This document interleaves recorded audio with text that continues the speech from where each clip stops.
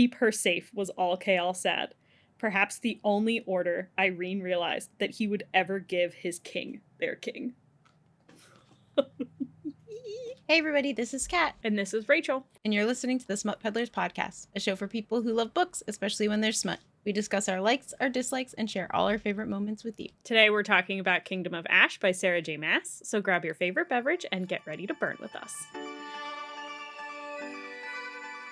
This is part 9 of Kingdom of Ash. We've been reading in the romantic order, and today we're going to cover chapters 100 to 111. Lots of shit be happening. It is So the much. end. We are so close. So, last episode, Aelin gave up a majority of her power to close the Wrydgate. Originally, she was supposed to split that with Dorian, but she said, nah, bitch, and kicked him out. And then Dorian's dad gave up his power, which was cool. We had a little Dorian dad revival, I guess. Thanks, Dad. Thanks, Dad. But she didn't die, so there's that, because we thought she was going to have to sacrifice herself. She wasn't going to come back. So Rowan tattoos the way back to him on her body. yes. Fucking insane. It's so good. And then on top of that, the one god gave her extra power so that she would have essentially a little more than she needed, Mala. which is great. Unfortunately, Orynth is just still, it's just still bad there. The 13th, pretty much, they sacrificed themselves for a better world so that Manon could go off and keep bringing together their people. They essentially did the yielding to break the last witch tower, which was great. It was the saddest thing ever. And we have all the flowers and all that fun stuff. So that's great. And then because they did this, the valg also like paused a day. Like we've talked many times. Every time a little thing happens, the valg are like, oh, it's okay. We'll give you 24 hours. You can do whatever. They gotta pause and reassess. Yeah. So that part I don't have as much of a problem with because okay, fine, it's battle tactics. You wouldn't just keep pushing forward. You'd pull back and reassess and then go back. Yeah. Well, the valg have paused for another 24 hours. However, everyone inside, they're still just sad. Panic. Yeah. I do like the fact that they pulled back because essentially it gave Manon and Abraxos like a small period of time to mourn the 13, which is great. And it was such a cute little thing. And they had like a little ceremony. Yeah, it essentially showed that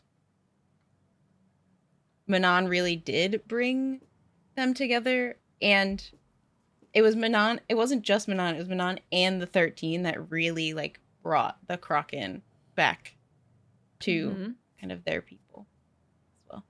So they all kind of mourned the 13. Like literally everyone in Orynth mourned the 13, which was just so sweet. They deserve it. Yeah. So we're going into this with Maeve and Erewhon essentially are likely working together because we know Dorian left Maeve there. Who knows what's going to happen with that? Lysandra, Adian, and essentially the entire Orynth crew, which is a lot of people now. So the witches have made it there. We have Ansel, we have the silent assassins, we have kind of all of them. They're hunkered down in Orynth. They have essentially figured that like this last break, which we've said this before, think this last little break in the valg kind of pushing back and reassessing is their last one at all. Like they're just gonna go full-blown war. Tomorrow they're gonna die essentially. And so they're in their last like 24 hours of peace. I say that with a not so peaceful peace. Not believing it whatsoever. Yeah. It's their last little bit of time. They get a break. Yeah. People get to rest-ish. Yeah. They don't. I would not be able to rest because I would just be panicking. Yeah. Aelin and Lysandra definitely do not rest. However, they've decided that waiting until the end of war is not going to happen anymore, though.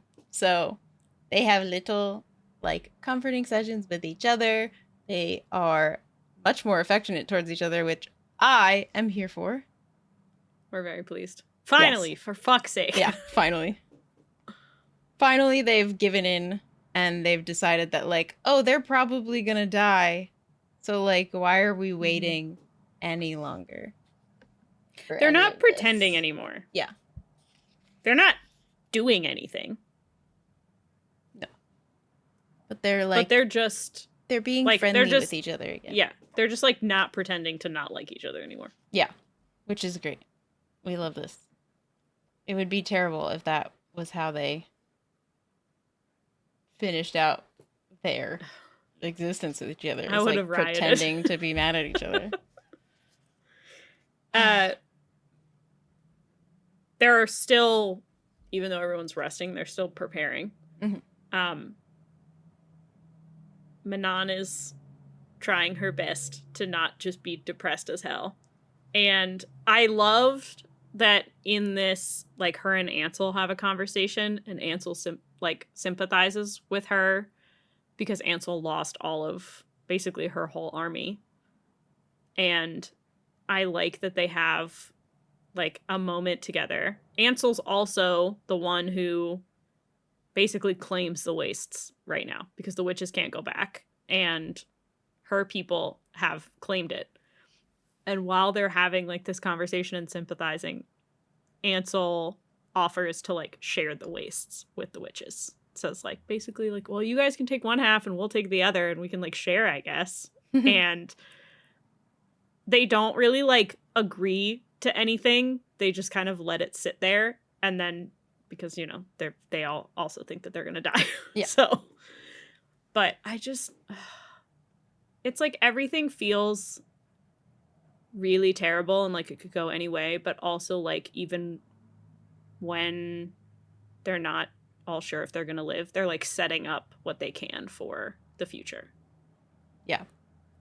Essentially, the witches might not all die, and maybe not all the witches came to this one central point to fight. Like, there are others that do other things, not just fight. So yeah, even at this point, if it's Ansel and Manon decide that, like, yes, they'll share, if they end up dying, or if, like, the group of people that are there ends up dying, they still have set up the wastes to be a thing that is in harmony. Like, essentially, the act of the 13 pretty much giving up their lives and these flowers blooming and, like, them having this grave there essentially was the, like, profit of the wastes being able to grow again. So either way, like, they, even if they decide now, like, hey, we can share, like, the people,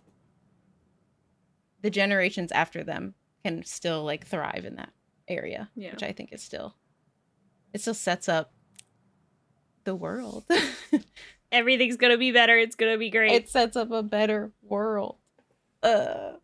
She also talks with Petra, and Petra is like, hey, buddy, you look tired. Also, you've been through some shit. You should rest. And Manon says, go fuck yourself. Absolutely not. Which is I'll great. rest when I die.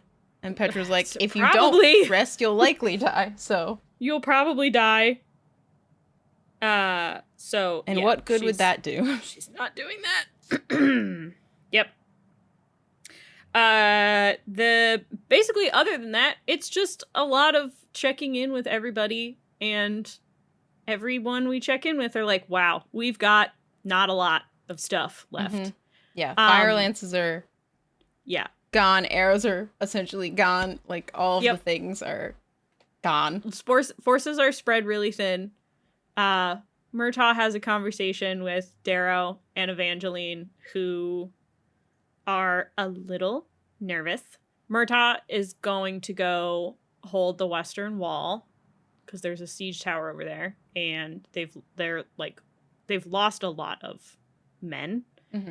Avian's also still injured.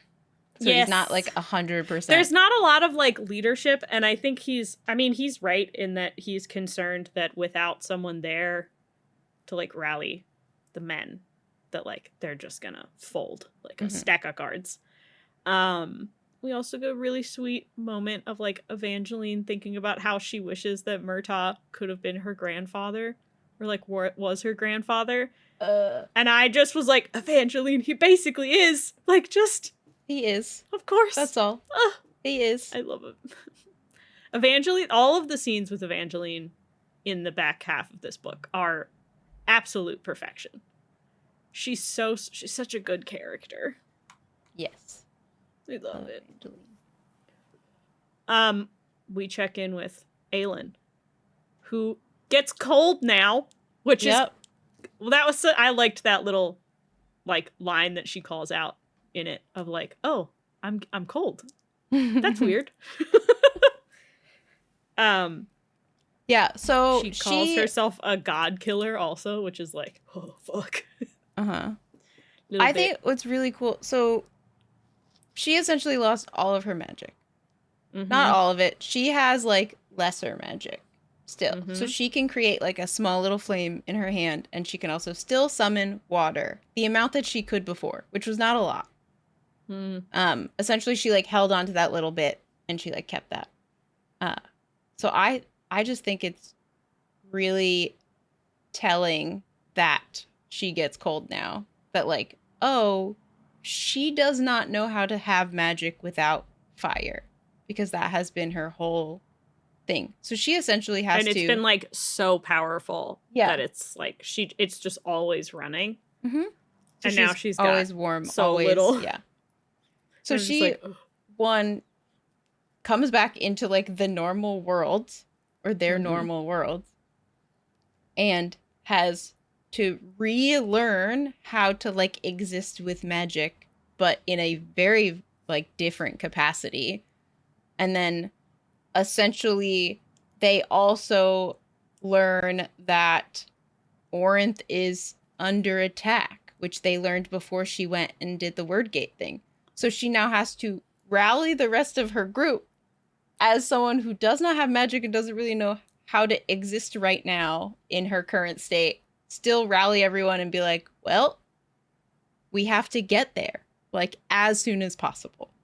And she has to tell... Well, she doesn't have to. She does, because she's Aelin, so she's not going to lie. She tells all of them basically what happened. That, like, she tried to trade Elena for Erewhon, and that didn't work. And then they killed Elena and left Erewhon anyways. So everyone's pissed. I don't think they would have taken Erewhon either way. I don't think they would have either, but now it's her fault. Yeah. In their minds, at least. Now it's her fault rather than just the gods being shitty as normal.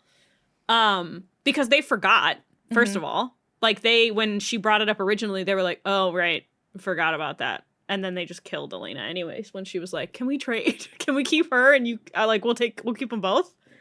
And then, what does... I keep wanting to say Hasar. Hasar. What does Hasar call her? I can't remember. She calls her, like, a cow or something like that. I don't remember. Oh, it was so funny. Yeah, because it's when Borte's talking with them. Here are my thoughts. Hasar is cranky and cold, so Sartak is used to these conditions and doesn't care. Caution is trying to make the best of it because he's so damn nice, but they're all just a little nervous that we're marching on 100,000 soldiers, potentially more on the way, and that Erewhon is not out of commission. Neither is Maeve, so they're pissed. And they like you, but they're pissed. I gathered as much, Aelin said dryly, when Hasar called me a stupid cow. And Borte weighs it off and just says, Hasar calls everyone a stupid cow. You're in good company. Yeah, she said it to Irene like 8 million years ago. Yeah, she's like, Hasar is just a bitch, and we love it. Anyways. They have their council. She like admits to everything. And everyone's pissed, which we learn because, Dorian and Kale and Irene is basically the next, like, POV we get. And they're like, that could have gone better. Dorian's pissed because she kicked him out. Like, he's already upset about that because he felt she offered herself up, sacrificing herself again. Yeah, when like I'm willing and able to do the same. Yeah. And then we have Chaol. Chaol's kind of like the middle ground in this one, which is a weird place to have him. That's because he's happy and in love and shit. Yeah. Mellowed him out. And Yrene is like cogs turning. So Dorian's like frustrated. And Irene's also pissed because she's like, did you see what she fucking did for all of you? And you're going to be pissed that she tried to do one thing for herself that she wanted? Yeah, Yrene gets pissed at everyone else. She sealed the Wrydgate. Everyone should be thanking their goddamn lucky stars. Yeah, and instead they're pissed at her. They start talking about it and how Aelin feels bad. And Dorian has like one of the most perfect comments ever. So good. Never underestimate the power of guilt when it comes to Aelin Galathinius, which is the entire series. That's it. The whole series is just driven by never underestimate the power of guilt when it comes to Aelin Galathinius. Facts. And the entire Throne of Glass series. Cool. Carry on. Yeah. Essentially, they talk about how she closed the Wrydgates. Chaol is looking on the bright side, which, let's go, Chaol. He essentially says, well, Erewhon can't bring his brothers now, so, like, that's a positive. It can't get worse than it is right now. So, you know, we love when Chaol is, looking on the bright side of things. Or does that mean shit's just really bad? Well, both. True. They're also, he does also give kudos to Dorian in that same comment of, like, saying, Erewhon might not be dead, but he can't bring his brother back. And then he stops himself. You both did that. Like, you both made that happen. Because essentially, she would have been completely killed if Dorian didn't give any of his magic. Absolutely. Sure. Yrene says, so the world... fuck. Yrene responds, so the world was only partly saved. Better than nothing. This is what I'm saying. She's like, you guys should be lucky that anything's working out the way that it should. And she's alive. Everybody chill out. Dorian smiled at that. He adored his friend's wife already. Likely would have married her too if he had the chance. Which I think is so cute. It's adorable. Everybody loves Yrene. It's like that person where someone starts dating someone new and they're just immediately fit in with the whole group, like needs nothing. They're just perfectly in there. She's just perfect for all of them. It's so great. Yeah. They do also talk about Aelin not having her full magic and what that means against Erewhon, because essentially the Valg are afraid of fire. Like that is like the sum of everything. Like that's the reason they fear Aelin to begin with. And so Dorian essentially says, like, we might not have our full magic, but like we are a bit witty. So like maybe we can just kind of outsmart them. They're just gonna have to be clever without her magic, which they're all really good at. So it'll be fine. Yeah. If I'm being honest, I'm not nervous about it. Yeah. Absolutely. She just can't go in there and blast them all to hell like maybe like the original plan was. Yeah. She can't just fire inside. So they have to find another way, which is okay. We get more information about how little power, or maybe not how little power she has, but how much she has lost. Elide and Aelin go to like relax together and they go to like the baths. Also they make a comment about the fact that like they both have to give their partners breaks and like time away from each other, which I thought was really funny. But she's like, Aelin, of course, is being Aelin, and as like swaggering and confident as she is with people that she's not close with, she's so hard on herself with everyone that she is close to. So she's talking to Elide about how she feels like she's failed and like she was the thing that everyone was riding on, and now like she doesn't have the power that's going to be able to like support everyone, and she's gonna lose support and respect from like all of these people that have followed her. Yeah, she And essentially Aelin, thinks they're gonna lose because she doesn't have magic, which is like right. to put all of that on just you. It's not entirely off base because I'm sure that is what a lot of them were thinking, is that like she'd have her power, so at the end of the day we'll be fine. Like it'll be a fight, but it'll be a fight that everyone feels like they're like, 60% sure we'll win. Now they're like 40 maybe. And a lead, she basically is like, why would anyone like ally me with anymore because I don't have my power? And a lead is like, basically says she never cared about her power in the first place. Like she wanted to be in her court because of Aelin, not just because Aelin had power, but who she was and what she stood for and all of that. And I love that so much. I think it's what she needed to hear. Well, it is. Alid is always there at like the perfect time when she needs reassurance, but it's also what Aelin says to her too, of like, these conversations, this support that she gets from her is exactly why she didn't want her to take the blood oath, because she knows that any conversation that Alid and any bit of like hyping up that Alid is going to give her is 100% from a place of truth and honesty from Alid, because she's not tied to her in any way, which I think is lovely.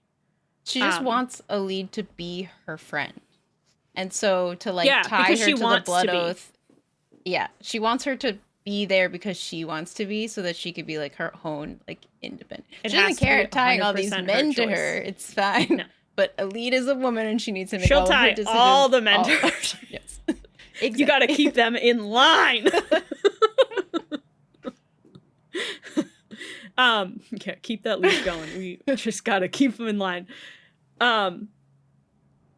She asks Aelin if she was afraid, and Aelin responds that like she's more afraid that she won't make it in time to save Orynth, and that she is afraid because she didn't expect to have to do any of this. She didn't expect to get to do any of this, but now she's like, I have to rule now. Like I have to actually make these decisions. It's not just I sacrificed myself for this thing and then they will figure it out. Now it's like I sacrificed for this thing and everyone else is thinking, thank God, now we continue to ask you what to do. She's like, I didn't plan for this. It's like, I planned on dying. Yeah. This was not going to be my decision anymore. I was going to be out. It's going to be done. Which she would tell Rowan all the time. I just want it to be over. It's like, sorry, it's just going to keep going forever now, please. Alid offers Aelin Silba's ring to protect her, and Aelin, of course, is like, no, protect yourself, because she's so self-sacrificing. It's so great. And Alid almost gets like pissed. She kind of like, almost really threatens, so like, I'm gonna fucking throw it away if you don't take it, kind of thing. And she's I was like, let's go. You should take it. You deserve it. And she argues with her of like, can't you just let someone do something for you? Like, let somebody help you, rather than just continuing to be like, no, it's more important that other people have it. And what takes the cake, of course, because if you're gonna get Aelin to do something, play on her guilt, and then she'll do it. You owe it to my mother to live, Aelin. And she takes the ring. Like, yes, Alid. Knife twist. Hey, Aelin, my mom sacrificed her life for you, so please take the fucking ring and live, please. Thanks. It's the least you can do for me. Aelin's like, okay.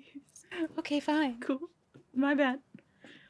And then Borte comes in and is pissed because she missed the bath party. She's like, what the heck? You guys had a bath without me? You guys didn't invite me? I did there's a small part where Alid has a note. We know Alid as like this very reserved individual. She was fucking kept in a tower for her entire life, essentially. Yes. So like she did not have access to the outside world. She is very comfortable with Aelin because she knew Aelin in like the before times as a child. So like for her and Aelin to be in the baths next to each other, she doesn't get like weird or self-conscious or anything like that, because Aelin is like, she sees Aelin as like an equal to her in a sense that like they had very similar upbringings. They were like knew each other as children. So like she's less shy around Aelin than she is around like most other people. So Yeah. there's like a small piece when Borte walks in where she's like nervous that like she's not fully covered under They're the naked. soap, or that because of Yep. where Borte is standing that she's going to be able to see through the water to like see her. And she has this like kind of, she second guesses it, and then she realizes that like Aelin is just going on her business like nothing is weird, and it kind of helps her out of this like spiral of, oh my god, there's another person here, I'm freaking out. Yep. And then Aelin's just like, yeah, Borte, what the fuck do you want, kind of thing. And Aelid's like, wait, she's like fine with this is okay. Which, I don't know, that little bit like just made me feel for Aelid, in the sense that like she really missed out on like just the like normal growing as a woman Yeah. with like other women around. I don't know. It just made me feel She's for just her. getting, I also think she's starting to get more comfortable in her own body as that just a person. Mm-hmm. Yeah, I just thought that was like, it was such Lorcan's a like behind good for her, thing. whatever, Yeah. whatever. We love Lorcan. Oh my gosh. Yeah, Borte comes in and she's basically like, look, they're all pissed at you. I personally don't give a shit, and they're all being cranky. They're gonna do it, what you want, but they're gonna be annoyed and difficult about it. I still laugh when Aelin is just like, I gathered that they were pissed when Hussar called me a stupid cow, which is fantastic. And Borte just goes, Hussar calls everyone a stupid cow. It's fine. You're in good company. And she says, but I'm not here to talk about that. I want to talk about you and me. And Aelin says, my favorite subject. Borte tells Aelin that she'll be riding in Aelin's flank. Like, her brother will want her to go and command a different group. And she's like, I've done that. I'm good. I've mastered that bit. I want to go do something different. And Aelin is like, I don't have a flank. She goes, whatever. Like, wherever you're going to be on the battlefield, I will be there. Mm-hmm. In whatever your group of people is. And then just leaves. She's like, she's such a fangirl. Yeah, it's but so in the good. most confident way possible, of like, she goes in and she's like, I like you. I'm going where you're going. This wasn't up for discussion. I am letting you know that I will be wherever you are on that battlefield. Thanks. Have a good one. See you tomorrow.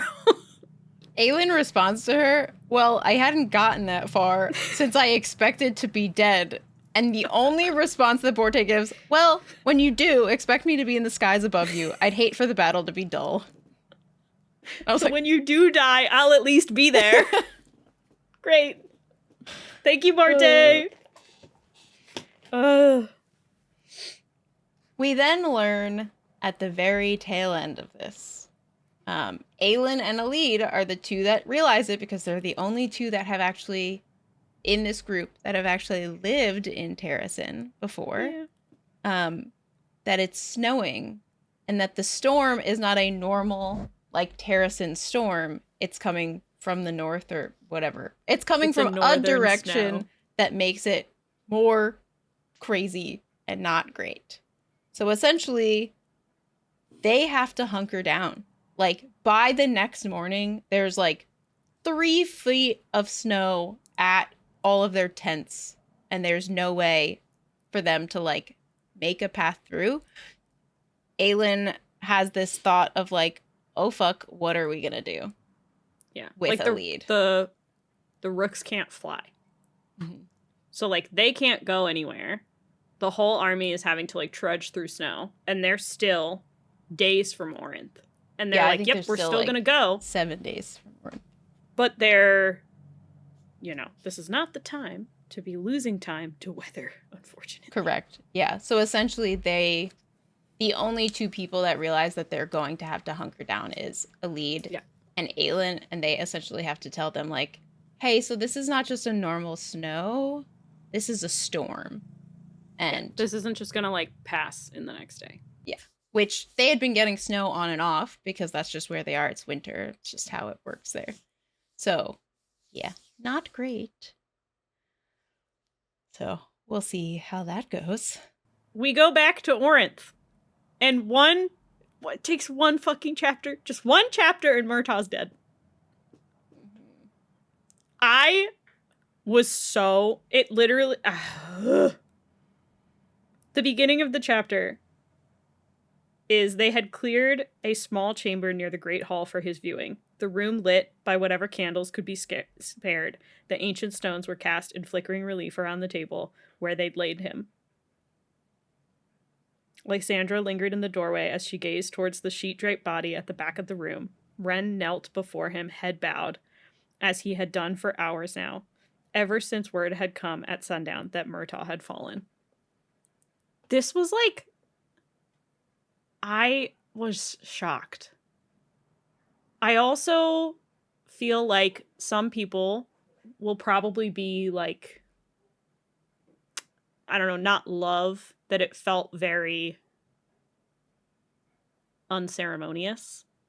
Mm-hmm. But I actually liked how quick and like ruthless this was, of like, he's gonna go to the front, and literally like 10 pages later, we leave them when he's leaving to go to the front, and when we get back to them in Orynth, he's dead.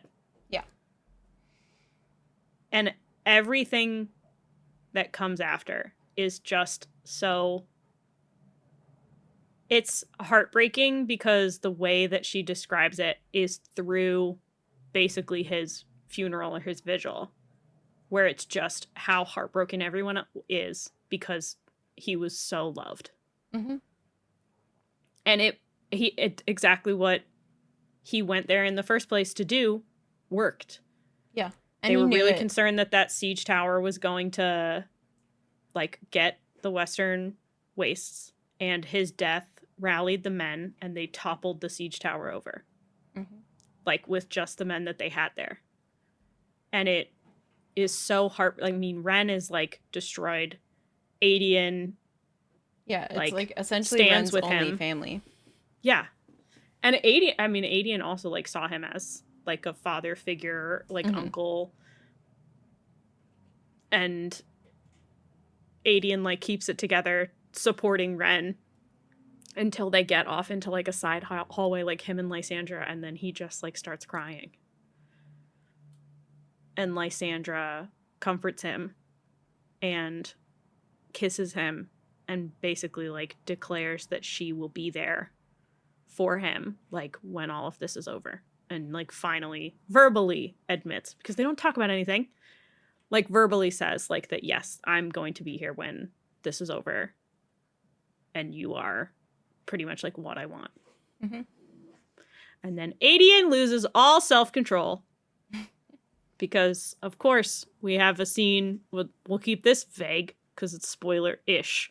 We have people fucking on battlefields in the other series. We're going to have people making out in a hallway during a vigil. It's fine. Yep. Death brings people together in really weird ways. Yep. But it's fine. Things get spicy. They're in a hallway. They're in like a little alcove of a hallway. Yeah. They find like a shaded corner. Making out and not caring at this point. Mm-hmm. And then a poor sweet sentry is like, this is my fucking patrol. Coughs in the hallway. It's like and then just very quickly walks past the two of them as fast as he can. God damn it, I gotta go through here. And Aelin is like shooting daggers with his eyeballs at the back of his head. The sentry's just like, It's like, I'm just trying to walk by. Like, don't worry. Like, I'm not gonna tell anybody. I don't care. He's gonna tell absolutely everyone. And Aelin probably doesn't give a shit at all. He's like, good, she's mine, tell them all. Lysandra stops it. Mm-hmm. And she's like, nope, we're not gonna go any further than this. Live through tomorrow. Fight through tomorrow, and we will continue. And Aedian's response broke my heart a little bit, because he gets angry, and he says, was this pity? And Lysandra's response is so perfect. He doesn't get angry. He gets kind of sad. essentially He gets sad. Maybe he doesn't get angry. I he thought says, that he "Eyes got wary. frustrated. Was this from pity? A broken, miserable question." He was like sad. It like he Okay, never essentially, mind. because she paused him, he essentially was like, "Did you just go back on what you said originally?" Yeah. Because I couldn't remember what it actually said. Yeah. I thought he was frustrated, okay. but I think I'm thinking of something else.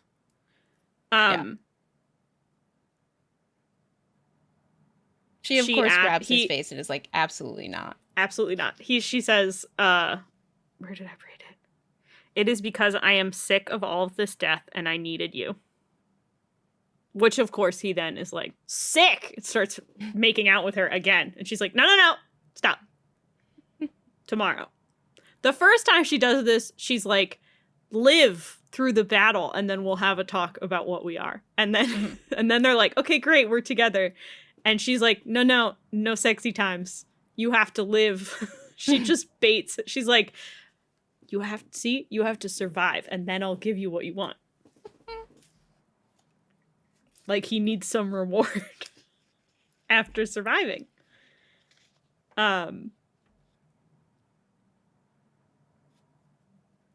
So then, of course, we get more of the same. Guys, if you needed a reminder, because I didn't need a reminder. But again, our stores and stockpiles are really low. We really don't have anything left. This is it. Yeah, essentially they have 3 days worth of stuff left, and they are very aware that it's like 5 to 7 days more of fighting. Yeah. And like heavy fighting. I believe. They talk about like how much food they have, which they have a decent amount of food. Yeah, they have like they a don't month's have worth like of food. The firepower that they need to survive what's coming. And the group that they're there with is basically all of the leadership. And they realize this is going to be it. Ansel says, so is this the end then? In 4 or 5 days, we offer our necks to Morath. Aelin says, we fight to the last of us, to the very last one. And even Lord Darrow did not object. Stressful. And with that, we swap back to the other team. It's just like every other chapter right now. Because we're really drawing it out.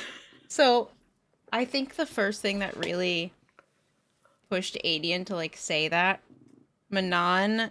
So everyone's like, okay, so we're just gonna die. Like this is what's gonna happen. Yep. And Manon says, we can keep the Iron Teeth at bay, but cannot also aid you at the walls. They were indeed fighting a relentless tide that did not diminish. Essentially, she was like, I'm still doing this. Like, just so you're aware, I'm gonna do the thing. So like, Aelin, if you need someone to like have your back, like I'm gonna keep the Iron Teeth as far away from you as possible. But I don't know if I can necessarily turn around and come back to the walls if can't. She's being very realistic about the fact that like we can hold the thing that we're here to hold. Mm-hmm. You guys need to be able to figure out how to do your side. Yeah. But we're good over here. We don't need any other help. Yeah, I like the little tidbit of her, because everyone else was like questioning. Yeah. And when I was like, I'm going to do the thing I came here to do. The thing that the 13 sacrificed themselves for, I'm going to keep on keeping on. So, Aelin, get the fuck going. You guys have to figure your shit out. We will hold ours. You figure out yours.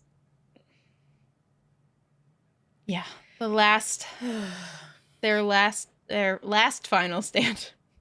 This is the final final stand. V2, final V2. Mm-hmm. .jpg. Yeah, at one point I should go back through and read how many times they thought it was their last in this book. Essentially, every time we went back to Orynth, they thought it was their final. Yep, this is it. This is over. From when they were all the way on the field and Lysandra like put herself out as Aelin at the front lines. I mean, we've gone through like 4 cities. We've been through like 4 cities. Each city was a final stand. Yep. The 2 fields were also a final stand. So we're at like, I mean, it's kind of like it's 8. The final stand of where they are. Yeah. But now they've been pushed back far enough that like there is no retreat behind Orynth. This is it. They're really backed up against the wall. So yeah. We go back to the dream team. And they're still caught in snow. And they're a week away. Yeah. So that's cool. They can't get, like, there's no other way that they can go because they can't risk getting closer to Orynth because, you know, it's taken over. Yeah, we don't fully know. We don't know where anyone really is. Know what's happened. Yeah. Yeah, the Dream Team does not know where anyone is. They just know that there's an attack on Orynth. So they don't know if there are valg still posted up in Orynth, waiting to push into Orynth. If they all have converged on Orynth. Yeah. They just know that there's nobody in the Farian Gap, essentially. Yeah. And that Morath was brought down by Dorian. So, Thanks, Dorian. They're not at those two locations, essentially. So where they're pretty sure. Basically, all they know is they're pretty sure that Erewhon and Maeve are in Orynth with everyone else. Basically, everyone's in Orynth. Anyone who matters is in Orynth. Yeah. They're like having their war council talking about what to do. And then their war council is interrupted by just the Lord of the North and the little folk just popping out of nowhere. Well, they had a scout. There was a scout that was like out and he just comes running in and was like, oh, there's somebody here to see you. You have to go outside. Aelin, this is and they like all get dressed, I believe, in their like fucking winter clothes. They're like, what the fuck? And they go outside. And it's just the Lord of the North and the little folk. And the way that the Lord of the North speaks to them is also cool because they talked a while ago about like the magic of the forest talking to them. Mm-hmm. And it's almost like a talking in their minds feeling type of thing. And the Lord of the North speaks to them like that, but like has its own distinct voice, so they know that it's not the same as the nature of the forest or whatever. Mm-hmm. And says that they'll guide them to Orynth through the storm because she's Brannon's heir. And she realizes that like everyone can hear the Lord of the North and that like he's not just talking to her specifically. And she asks, what is the cost? And he says, for a better world, even for us. It's so cute. And it was him and all the little folk. Like, they all came out. Yeah. Essentially, they're it's just all like gonna this lead one them Rookin scout is out, runs in and is like, Queen, I need you. You have to come now. Ma'am. And then There's they're like, a big why? deer And she a just bunch points. of little folk. She just points at the Lord of the North. I think he's here to see you. Like, that. The whole scene, that whole like beginning, I was just like, that's hilarious. Also, as a imagine reminder, being her. The Lord of the North is a deer, a big stag with big ass antlers that are basically on fire. Mm-hmm. Yeah. Like constantly. And the scout's just like, there's a big fire deer outside. Please come quick. Thank you. I'm fairly certain they're here for you and not me. So I think they're here for you. Something about the fire and you being fired too. I don't know. It made sense to me. Well, Aelin's like, this is great. Also, awesome. I've had an idea, and runs back to look at her books, and Rowan goes with her, and she's looking through her books to find something, and she's like, I've got a plan. And Rowan's like, you're gonna let me in on this scheme, which was cute and funny and hilarious. And then that's it, because Rowan gets to be let in on the scam or the scheme, but we don't. We know nothing. We don't get to know any of the cool shit because we're not told. But they're cooking something. So just use your brain. What are the books? The books that she always reads about. The books about the wyrdmarks. Yep. What are we gonna do with the books about the wyrdmarks, Aelin? Don't know. I don't know. But at least Rowan knows this time. Isn't that nice? That's Nehemia character growth. knew the wyrdmarks were important. She put the wyrdmarks in front of Aelin and she said, here you go. Good luck. You will need these later. Have fun. These are really important. Then we're back to Orynth. Yeah. So essentially, they agree. They're going to follow. So immediately, Aelin's like, yep, they're going to book it. Let's fucking go. And so Aelin essentially tells everyone, like, pack your shit up. And they are going to go. She believes Lord of the North. She has taken the little folk as a path before. Lorcan, It's worked out Rowan, every time. Gabriel, Elite are all like, yep, we've seen it done. We're gonna do that. We're gonna go with them. So, like, y'all should come too. And so essentially everyone packs their shit up and they're following the Lord of the North.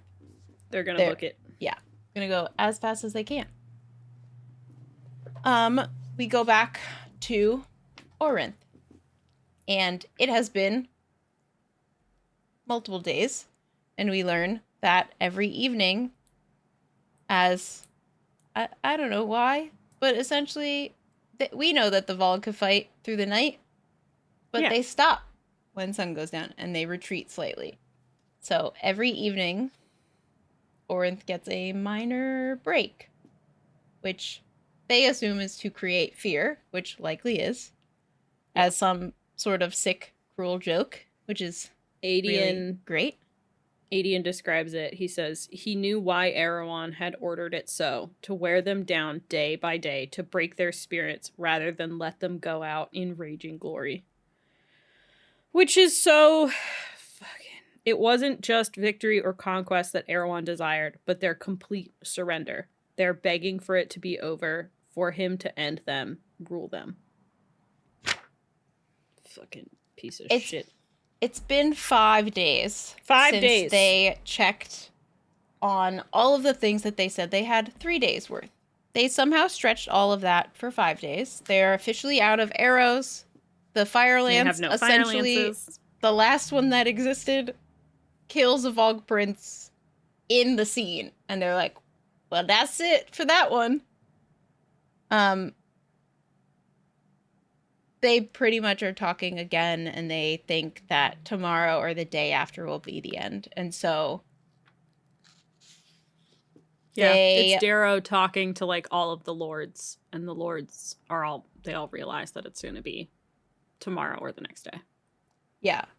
Before Darrow essentially tells everyone that they're going to essentially stay, Darrow has a, like, beautiful conversation with Evangeline about Terrasen and about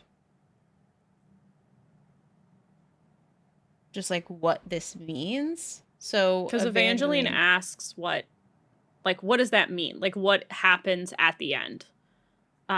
Because they, she's listening to them talk about, like, this is the end. And she's like, what does that actually mean?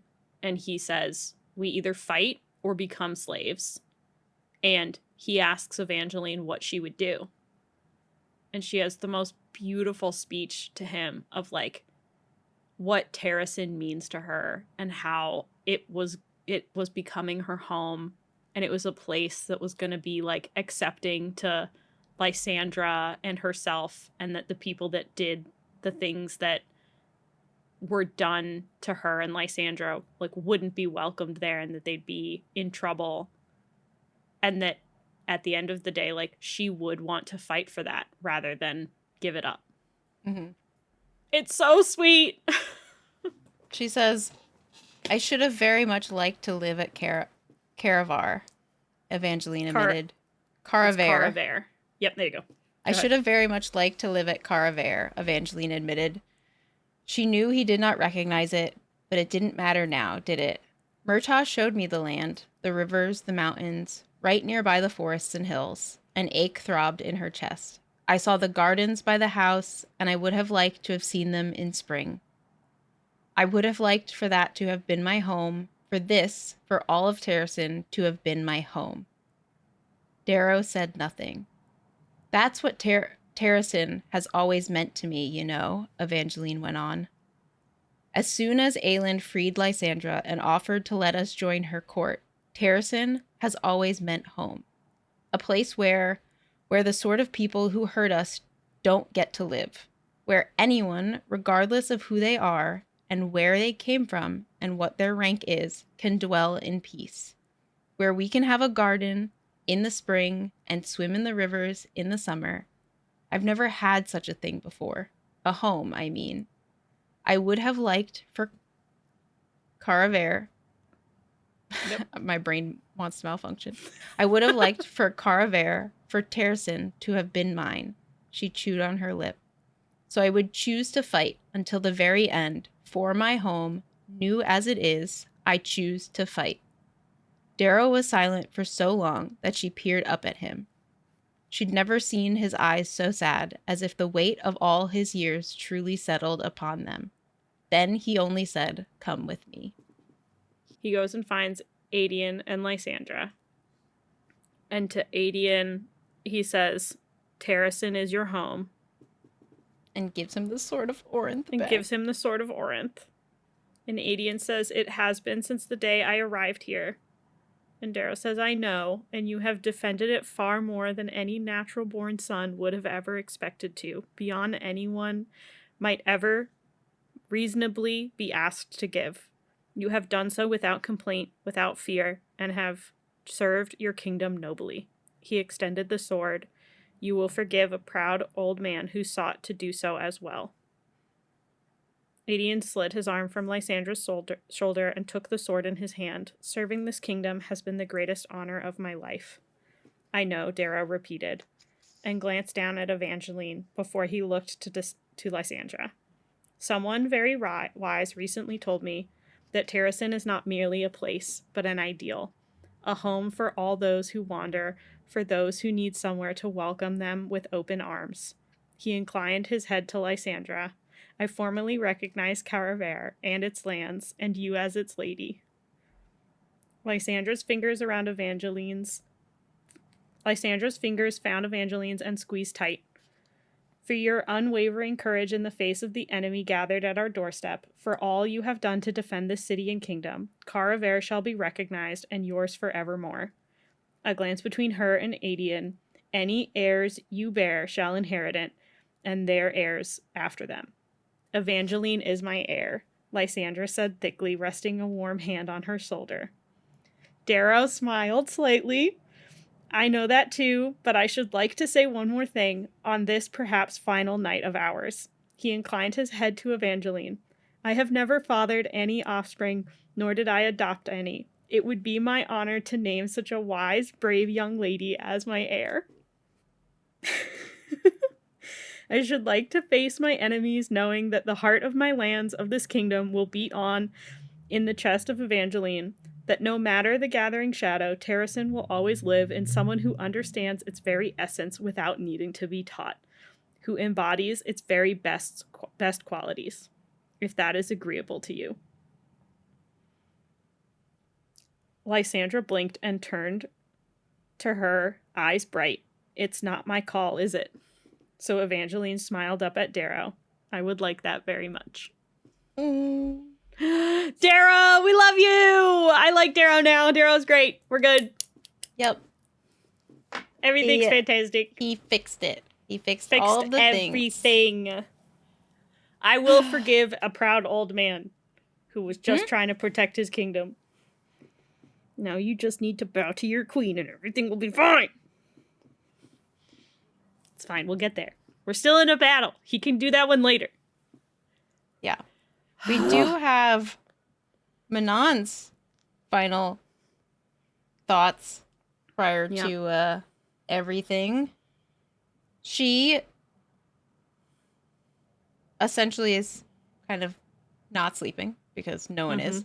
She's with Abraxos and kind of like loving on Abraxos in the area wherever Abraxos is at the moment. They don't really have an official area at this location, but wherever they hunker down for the evening. Abraxos shifted his wings so that shielded her from the wind.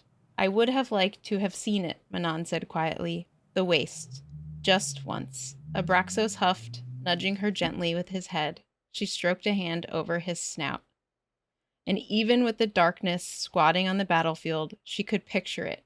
The rolling, vibrant green that flowed to a thrashing gray sea. A shining city along its shore. Witches soaring on brooms or wyverns in the skies above it.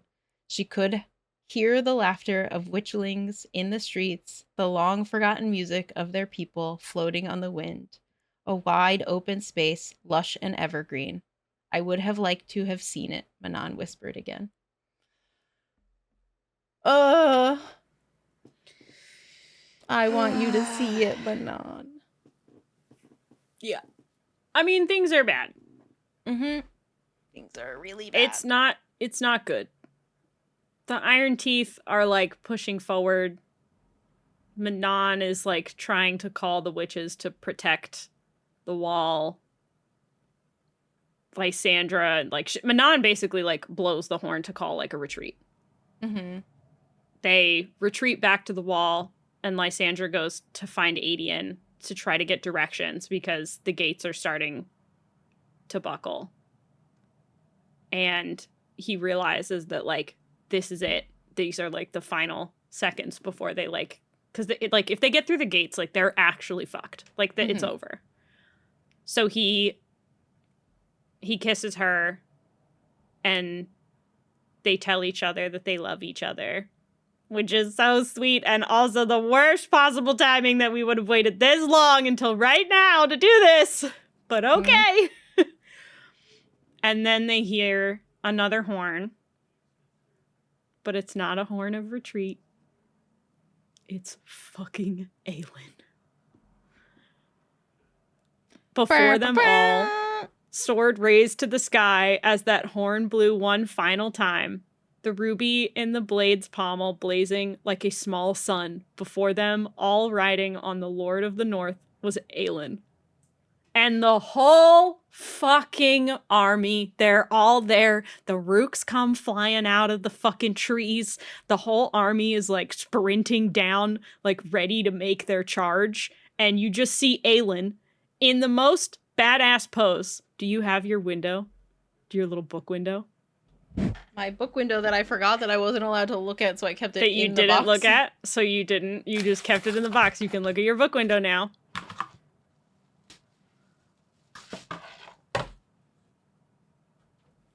Who was the artist that did this? This was from, they are Shop Ambrosia and Honey on Instagram. I got these book windows ages ago, and they came in, like, semi-recently. And it is the most beautiful. It's literally, it's this scene. And it's so stunning. It's Aelin in her beautiful gold armor that she stole from. Oh, it looks so good! Coming over the hills on the Lord of the North. It's perfect. Look, we got it's, like, beautiful Rowan. paper cut. Who's that? Who's Rowan. that? Who's Aiden that bird? smiled. It's Rowan. Hell yeah. It's beautiful. It's all, like, paper overlaid, which you can't really it's tell. all cut paper. I'm absolutely obsessed with it. It's, like, 3-dimensional. And it lights up. It's so pretty. If you turn it off, my favorite part about it is the fact that, like, the cut paper is, like, transparent in certain areas, so you get that, like, rolling hill. Like, it's not other, like, extra paper. It's just the thickness of the paper. Mm-hmm. It looks so good. Yeah, it's like some pieces are forward. Yeah. The and they'll read the ones that are, like, touching the front of the glass right now. It's just because you just took the plastic thingy off, and that it's because of the static. It'll go back because mine did. So, like, once the static cling basically, like, calms down, those won't be touching the glass anymore. Yeah. It'll go back. I saw that! Wait, that was weird. Oh. It's science. She can move Aelin around at her will. I think it's absolutely perfectly done. It's stunning. Agreed. They made it! Thank they made it. Christ. 6 and, like, literally days. Not a moment too soon. Mm-hmm. They shaved a day 6 off. days to get there. Thank God. Yeah, they made it.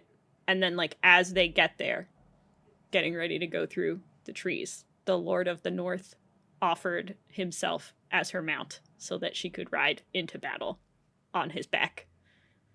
Also, there's like a note in there about the fact that like you don't need a saddle or anything because he's magic, so you'll just perfectly sit on him and not lose your seat, which I loved as a note about the fact that he's magic, you don't need a saddle, and also it just looks cooler. So it's great. You don't need it. She also was wearing her battle crown and the armor she had from Aniel, which I found. I love that. Because that's one of the things that's in there. I couldn't remember. I remember looking at that. They got delivered before we had read this scene, before I had read the scene again. And I was like, I don't remember her armor being like bright gold. Then I read the Aniel scene and was like, oh yeah, I remember where she gets that from. Got it. She's got like gold armor on, her battle crown. She's got her fucking sick ass sword and then riding a magical deer. And it's just perfect. No notes. Onward into battle they charged, undaunted and raging. The queen atop the white stag did not balk, with each gained foot toward the awaiting legions. She only flipped her sword in her hand, once, twice, shielded her arm, tucking in tight. The immortal warriors at her side did not hesitate either, their eyes fixed upon the enemy ahead. The note of her flipping her sword is so badass. True. She's just assassin mode. All right, let's go, guys. Engaged. It's not a small sword, dog. Like, that's a big sword. She's just like, well, just flip it around, and then we're gonna go. Immediately in battle strategy mode. They're, like, talking about how Rowan's on top of a Dargon horse. He got a Dargon horse, which is sick. They have gear. Also, they have arrows and things. So archers are at the ready. They're doing their best. They're like immediately trying to figure out how tactically to deal with this. Like even because we're in Aelin's perspective, she makes a comment about how like she didn't realize how large the army was going to be. Like people have talked about it, but now that she's seeing it, she's like, oh, that's a lot of people. And well, not people. They're demons, but whatever. It's a lot of soldiers. They basically identify like, okay, here are the problem areas that we're going to focus on. Western Gate, not looking good. Pretty fucked. Krakens are fighting at the city walls. Got to deal with that. And then everybody else just like basically pick a spot, defend it, go. And they all basically like blow the horns for their rallying cry and sprint across the plain. Like they really don't take too much time they're not wasting time because they're here now and they can basically see like that looks bad over there and that looks bad over there and we go. Yeah, essentially they're just trying to make it to Orynth's walls through all of the Valg soldiers to get there. The horns blew a third and final time. The rally cry singing out across the bloody plain. The Lord of the North reared up, jutting Goldrin higher into the sky, and Aelin unleashed a flash of fire through the ruby, the signal the army behind her had awaited. For Terrasen, all of it for Terrasen, the Lord of the North landed, the immortal flame within his antlers shining bright as he began the charge. The army around and behind her flowed down the hillside, gaining with each step, barreling towards Morath's back ranks, barreling towards Orynth, towards home. And then they were fucking in it. Yeah. Aedion has his moment of realization that Aelin is here. Aelin had come, had escaped Maeve, and had come. He couldn't believe it. Even as he saw Chaol and Dorian leading the right flank, charging with the front lines, Chaol Westfall had not failed them, and had somehow convinced the Coggin to send what appeared to be the majority of his armies. Yay! Good job, Morith did not halt its assault on Orynth's 2 gates, but the southern gate held strong. and they pushed opposite directions through the valg to get to each other. Lysandra shifts into a wyvern, which we love. We love wyvern Lysandra. And she fucking essentially books it to Aelin. To Borte and Aelin, which is great. Immediately. Borte is doing exactly what she said she was going to do. She is above Aelin and the Lord of the North the entire time. And anytime an arrow comes towards Aelin or something, Borte's like, bink, it's out of the way. A wyvern comes and like barrels down at her at some point. One of the yellow legs, one of the bad witches, realizes Aelin's there and comes, and Borte's like, nah, see ya, not happening. No. Borte's doing exactly what she said she would, which is just be Aelin's bodyguard. Basically, all of the badass warrior women are like, I'm gonna protect the badass warrior queen. Mm-hmm. Yeah, it's fantastic. Except for Manon, because Manon is her own warrior queen and she's fighting her own battle. Yeah, she's dealing with all the other things, so, to be fair, that's fine. Dorian makes Dorian has a comment about he knows that Manon is up there flying around somewhere, but dares not look for her out of fear of not being able to find her. He also realizes that he doesn't see any of the 13. He makes that note. Yeah, but he keeps fighting. Ugh, my heart. Oh, buddy, you don't know yet. Doesn't know. Somewhere above him, Manon Blackbeak flew. He didn't dare look up. Yeah. The wyvern, one of the wyverns tries to attack Aelin. And she's like, this isn't great. So she lets the Lord of the North go. She basically tells him to get the fuck out of here to protect him. As this wyvern is coming at her, she's preparing to make her final stand her stand to protect the Lord of the North. It just falls out of the sky, and she realizes that there was a giant spiked tail that just bashed its head in. Yeah, before it could strike, Lysandra smushes its head into the ground with her spiked tail and kills its rider. Just all on her own. And Aelin and Lysandra sprint at each other, which is so cute. And they fling their arms around each other, and then all she says is, well met, friend. And then they hear a horn blare calling for frantic help, and she just looks at Lysandra, and she says, shall we? And then they go on their merry way. It's so good. This whole time, Rowan is trying to fight towards Aelin, and this is the best. This is Sarah J. Maas writing, to a T, this whole scene. Rowan is fighting his way towards Aelin, trying to get to her. And Fenris, finds Rowan and is where is she?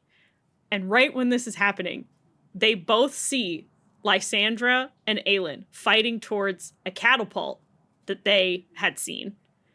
And they fight to get control of the catapult, aim it towards the siege towers that are at the south tower, because there's three siege towers that are going towards the south gate. And this is on one of the towers, and they turn it away from Orynth, because it was originally facing Orynth. Yes. So these three siege towers are trying to get to Orynth, and they take this catapult, Lysandra and Aelin.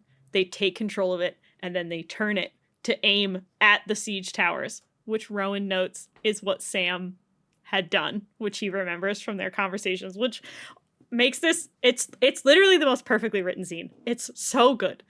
She, Lysandra, and Ansel, who is also there, basically take these siege towers, or catapults, and shoot them at the siege towers. And they destroy all three of the siege towers with this move on the catapults. And then Rowan just looks at Fenris after all of this has happened and goes, that's where Aelin is. And then they move on. I'm just imagining the two of them standing there. And Fenris is where is she? And then looks, hi, bud. they like look off into the distance and it's just like chaos, like, and destruction, Like, and like "Oh, a over big there." explosion, and then they just kind of all like run away. She's like, oh, there, she's over. I found her. She's there. Got it. Wherever the chaos is. Yeah, It's so good. I think Rowan's like thought process and bringing Sam into it is like so perfect. Precisely as Aelin had told him Sam Cortland had done in Skull's Bay, the catapult's mechanisms allowed her to rotate its base. Rowan wondered if the young assassin was smiling now, smiling to see her heaving the catapult into position. Oh, It's just so of course perfect. he is. Ugh. I mean, she The does, people like, that read this and do not have an emotional attachment to Sam, you read something wrong. There's something wrong with your brain. You haven't read the Assassin's Blade yet. Like, or you read it can't at the beginning and then forgot, because it just, that book as book 3 is so perfect, because you get all of the like other bits and then you get the like it's such good sweet setup. bit. Oh, This is why we like the romantic order, guys. mm-hmm. It's not out there to fuck around, all right? It is Yeah. out there to hurt you. And it does. I mean, this is the other thing that I really like about her writing, too, is like, she's not necessarily like beating you across the face with the fan service, but she does a really nice job of like kind of making it really apparent that everything that she writes like has what feels like a very like purposeful intention to it, Mm-hmm. that it comes up later, but because like, hey, this is part of like everything that she is, all of the stuff that you've read, it's all been important to get to this point. Mm-hmm. Even the stuff that was like, you know, things she learned from other people that had a big impact on her life. Like, here's specifically how that is making a huge impact in this war. It's like They take out 3 whole siege towers because she and Sam were did together this and once trained before together. Skull's Bay. It's great. It's the same idea. All the of stuff like, with the word marks is like all Elena and Nehemia. Jeez, wow. it's the It's same idea beautiful. of like when Sam passes and she has a moment of like, I smell his shitty soap on him because I wouldn't let him use mine. Like, and that was a argument they had like in book 2. Like, it was just something that she had thought about like 8 million years ago, and it came back up like later, and you're like, it's just the cute little, they're just little things where I'm like, it's just such a little nugget of information that you don't think about at all until she brings it up later, and you're like, ah, oh, fuck my heart. So we have Orynth, valg, Aelin, and group. Aelin's group pushing in. Nesrin and all the birds up in the sky are like, oh fuck, you remember that place that we avoided? Orynth? Well, there's a large army coming over the hill from Orynth. And with that large army is a dark cloud, which means that there's one person, potentially 2 people with that army. So Nesrin lets everybody know that the rest of Morath's host is closing in, and now sandwiching Aelin and our group, our saving team, being closed in by multiple thousands of additional army folks. And Erewhon has showed up. And yeah, he's definitely in Maeve. there. Yeah. Likely. Maybe Maeve. Maeve will likely be there. Erewhon definitely there. Because dark cloud and all that fun stuff.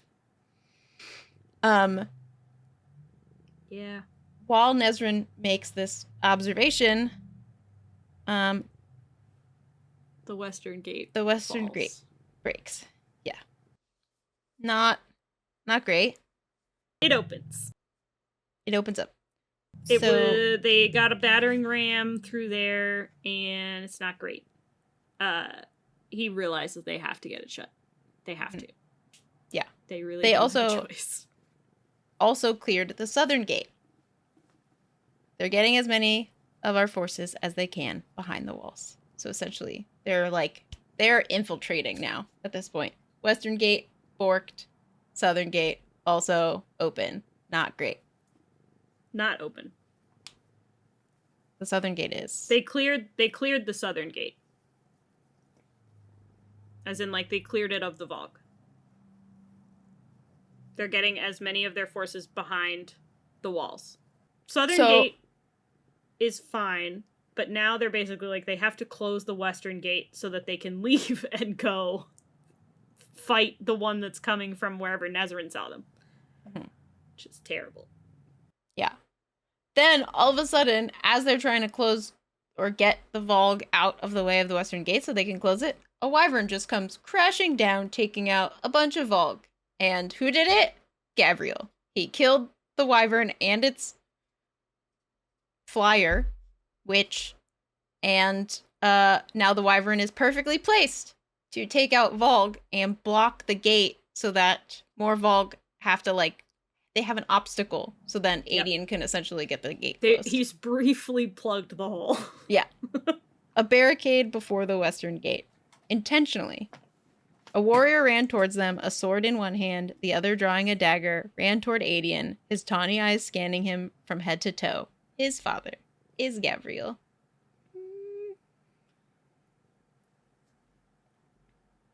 So Gabriel makes it to Aelin, and they fight together at the western gate to get it closed, which is wonderful and great and fantastic. Nothing bad will happen. Mm-hmm. They work together.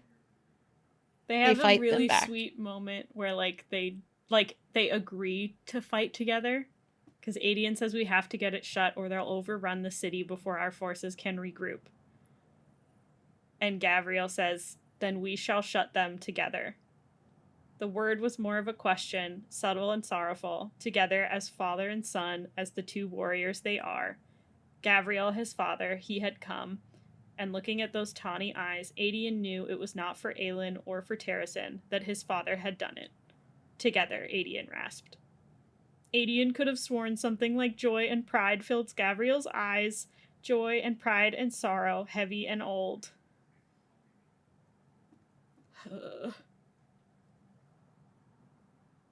Father and son, they would do this, defeat this. But when his father did not join his side, Aelin turned. Gabriel had gone directly to the gate, to the golden line of his shield, now pushing back, shoving that wall of enemy soldiers with it, buckling with every heartbeat, down the passage, through the archway. No. Gabriel smiled at him. Close the gate, Aelin, was all his father said. And then Gabriel stepped beyond the gate, that golden shield spreading thin. No. The words built, a rising scream in Aelin's throat, but Bane soldiers were rushing to the gate doors, heaving them closed. Aelin opened his mouth to roar at them to stop. Gabriel lifted his sword and dagger, glowing golden in the dying light of the day. The gate shut behind him, sealing him out. Aelin races to the top of the battlements to get a view because he can't see him anymore. Mm-hmm. And by the time he makes it there, golden light had flashed on the battlefield and then went dark. Aelin ran faster, a sob burning in his throat, leaping and scrambling over fallen soldiers, both mortal and valg. Then he was atop the walls, running for the edge.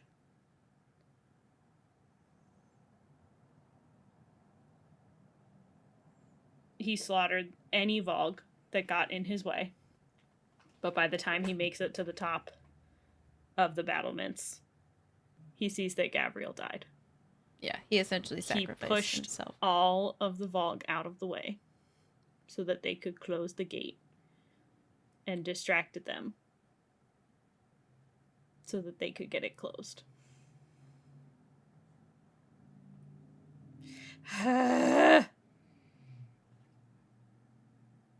Rowan had seen the golden light and basically fights his way there. He finds Gavriel before the western gate and picks up his body despite the ton of danger and fog around him, and climbs up one of the siege ladders to bring Gavriel back within the walls.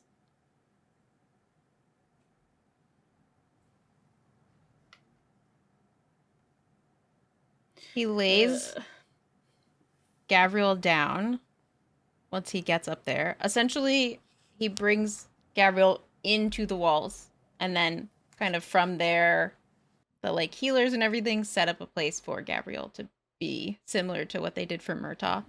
But before Rowan leaves to continue to fight, he lays Gavriel down and says to him, "I hope you found peace, my brother, and in the afterworld, I hope you find her again." Referring to Aedian's mother. His one love that he left so that she wouldn't be killed.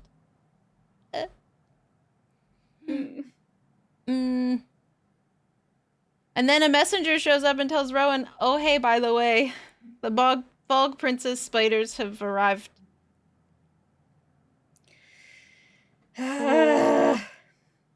No time for mourning. Nope. 20,000 at tears minimum. And screaming would come later. This is exactly what it says. Damn it. 6 Karankui, which are the spiders. Yeah. Which means there are 6 Valg princesses as well. Rowan is so burnt he can't even shift, too. That's cool. That's good. Oh, well, he got an arrow in his shoulder again, and went to pull it out, and the tip of it is iron. So he can't shift because there's iron touching his blood. So he sees Aelin fighting and is like, "I need to shift and get to her so that she knows what's going on." Also because they have some plan that we don't know about. Yes. Yeah. All the things are... He had to hurry. He had to reach Aelin in time for their plan. Yeah. Which we don't know anything about. We just know that he's trying to get to her as quick as possible.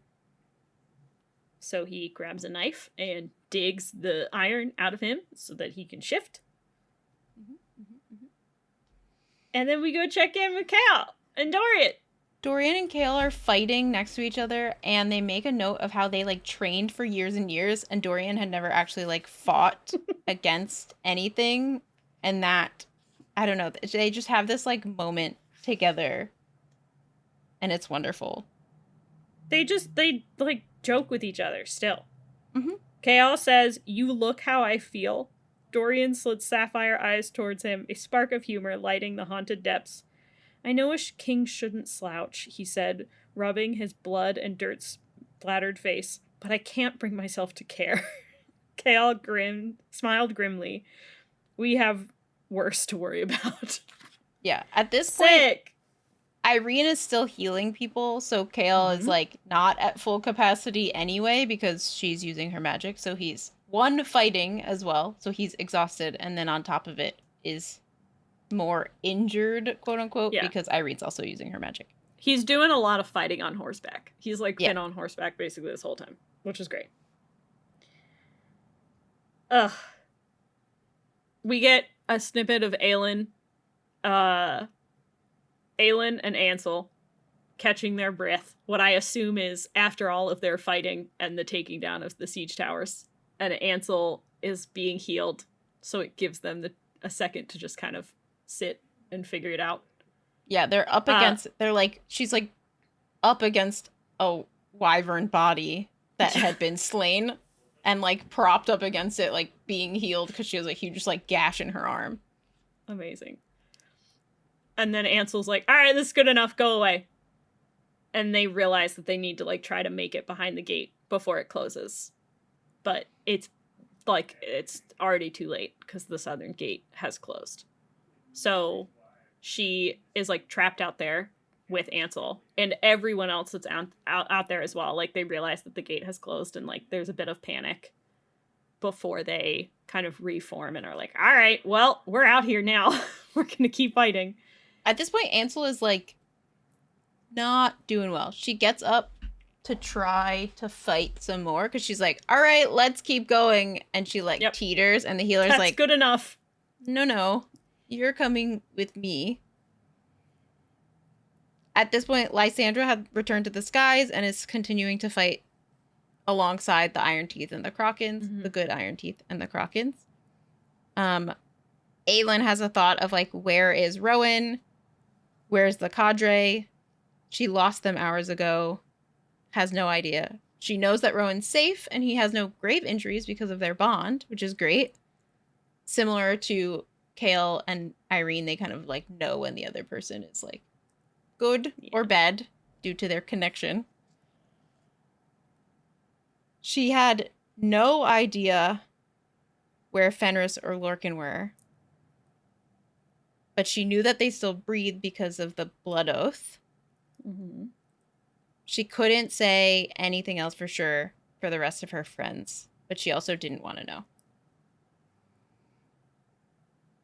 Ansel, of course, is like, get out of here, healer. I don't need you. As she stumbles, they try to get back to the city.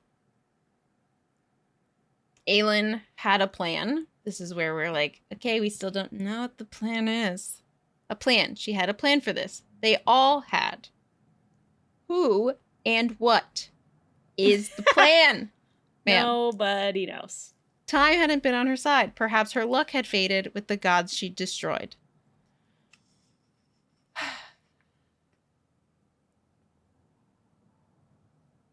She hears the soldiers like rallying to like make a stand. Still, Aelin remained there for a moment longer, just beyond the gates to her city, her home. Still, she pressed her hand to her chest, feeling the heart thundering beneath, feeling the dust of every road she had traveled for these 10 years to return here. For this moment, for this purpose. So she whispered it to herself one last time. The story. Her story. Once upon a time, in a land long since burned to ash, there lived a young princess who loved her kingdom. Ah! And then we get Irene, who's fucking healing people left and right.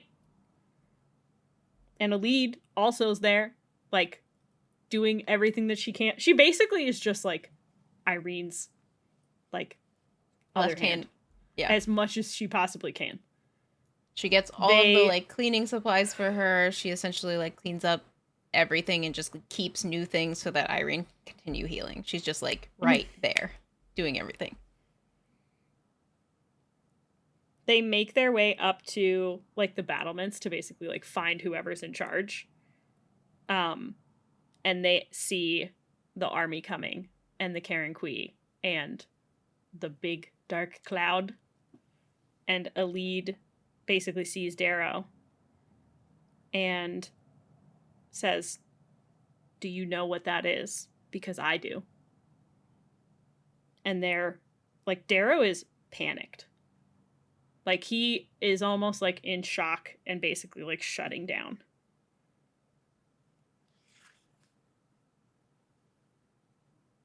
Irene tries to convince him to open some passageway to, like, let the people out to get, like, she's trying, she wants to know if there's an escape route. Yeah. And he basically is like, we don't have, there is, but, like, there's not enough time to get anyone down there to let them escape. They are, with the speed that that group is marching and the little, like, help that they have, he's, like, realizes that, like, they're done. There is no, like, other escape. Mm-hmm. Because Lysandra's there and she's freaking out because she's like, she wants to give Evangeline the chance to run. Yeah. To, like, escape. Flash of light flared behind them. Lysandra is there as well. There's no route that will allow them to escape. Tell me where it is, Lysandra ordered, so they might try at least, so Evangeline might run. A defeat.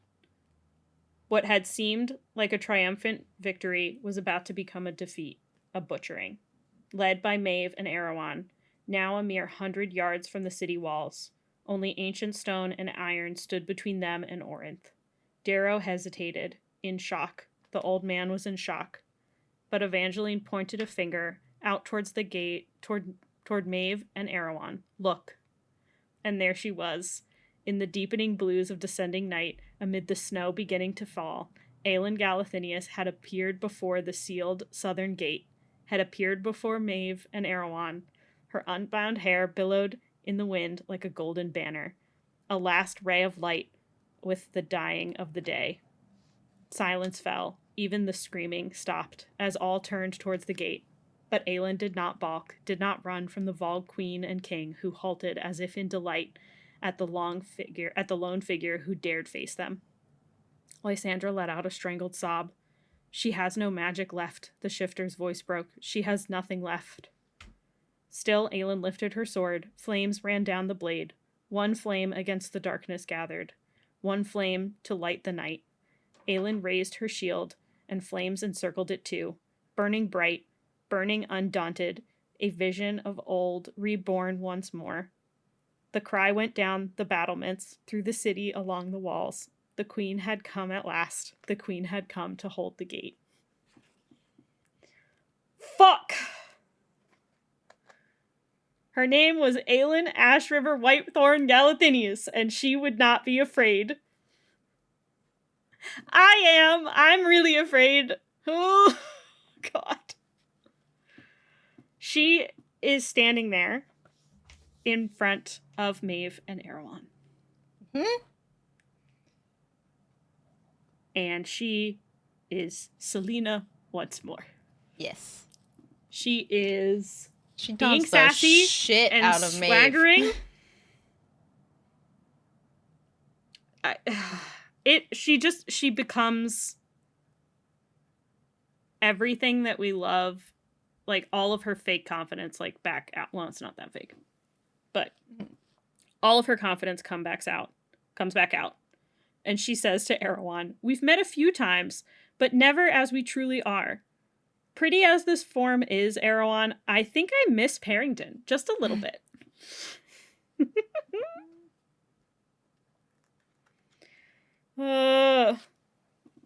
She basically is like, it's better this way. This is a far grander final battle for the two of us than anything that could have happened before. Maeve is like trying to shut all of it down. Maeve is smart. At least in that, like, she knows that every second that Aelin speaks is fucking bad for her. Yes. Every second. And the thing is, Erewhon is cocky. Like, he thinks he's better than everyone else, which is why it works so perfectly that Aelin is like, let me just stir the pot a little. Mm-hmm. We're gonna make him think he had the upper hand the whole time. It's gonna be great.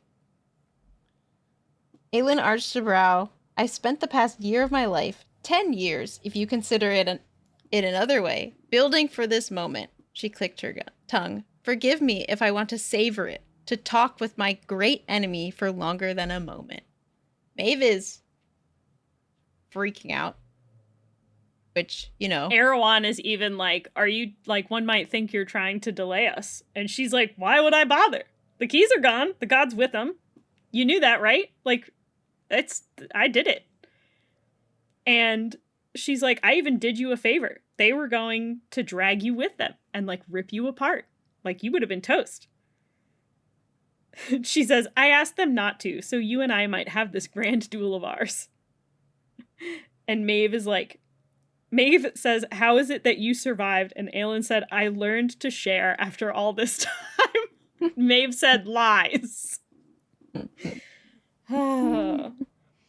She starts to, like, build the wedge between them. Yes. She says, we know that Maeve is not here to actually help Erewhon. And so she's going to put we are on the same page. She's like, great, crack, exploit. Let's do this. Mm-hmm. I do have a question for you. Will you be sharing power now that you're both trapped here? Last I heard, you were hellbent on sending him home and had gathered a little army of healers in Doranel so that you might destroy him the moment you got the chance. Erewhon blinked slowly. Aelin smiled. What will you do with all those healers now, Maeve? Have you two discussed that? Maeve is like, I've had enough of this. And Erewhon says, I have not. Aelin says, good. I was her prisoner, you know, for months. You'd be surprised how much I picked up about her husband, your brother, about the library and his castle, how Maeve learned so many interesting things about world walking. Will you share that knowledge, Maeve, or is that not part of your bargain? She wants you out, you know, like gone. What did she even tell you when your word key went missing? Let me guess. The king of Otterland snuck into Morath, killed the girl you enslaved to be your living gate, destroyed your castle, and Maeve arrived just in time to stop him, but failed? Did you know that she worked with him for days and days trying to get the key from you? Bjorn's sassy tail is also here for this. Maeve denies all of it, which is a lie, because she absolutely did all of that. Mm-hmm. And she says, is it? Shall I repeat some of the things you said in your most private meetings with Lord Erewhon here? The things that the king of Otterland told me? Erewhon says that he thinks that she's lying. And she's like, perhaps I am, perhaps I'm not. Though I think the truth of your new ally's backstabbing is far more interesting than any lie I might invent.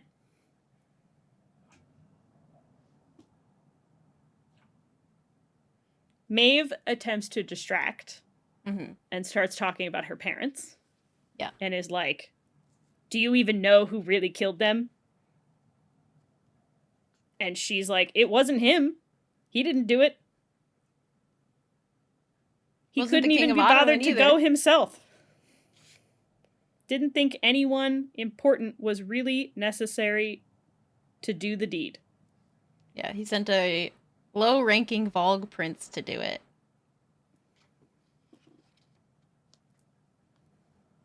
Is that some attempt to unnerve me? You're thousands of years old, and that is all you can think of to say?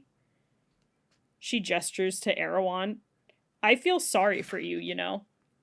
That you have now shackled yourself to that immortal boar, and when Maeve sells you out, I suppose I'll feel a bit sorry for you then.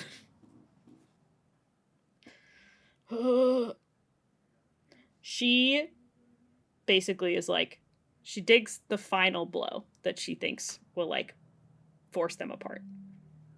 Which is to reveal that Silba's heir is alive and here.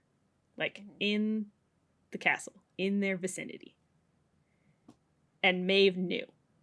She knew that the healers are here, waiting for you, and will let them at you. Ask her where her owl is. The healer she keeps chained to her, to protect her from you. And Maeve says, don't listen to her nonsense. And Aelin says, she even made a bargain to spare their lives in exchange for ridding her of you. So, at this point, Maeve is like, I've had enough of this. She is, like, done with the talking. Aelin has basically, like, done everything that she can to, like, drive the wedge. And she sees the doubt in Erewhon's eyes. She's like, okay, it's basically up to them now. Like, I will do what I can here, but it's going to be up to them to, like, defeat Erewhon. Mm-hmm.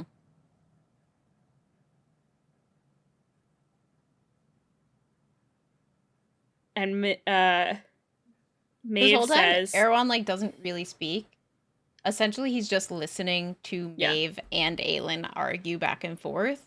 he which says is a couple of exactly things like what in the beginning, yeah. and then But this as is exactly he's like, what Aelin wants.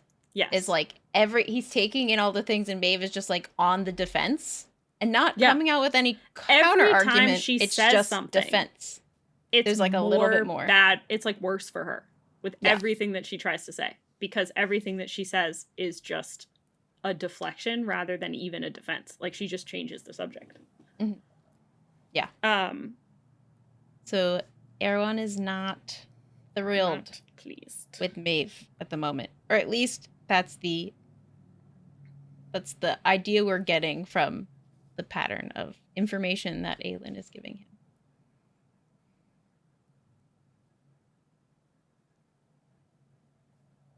She then says, I suppose I'll be more entertained when I wipe you from the face of the earth.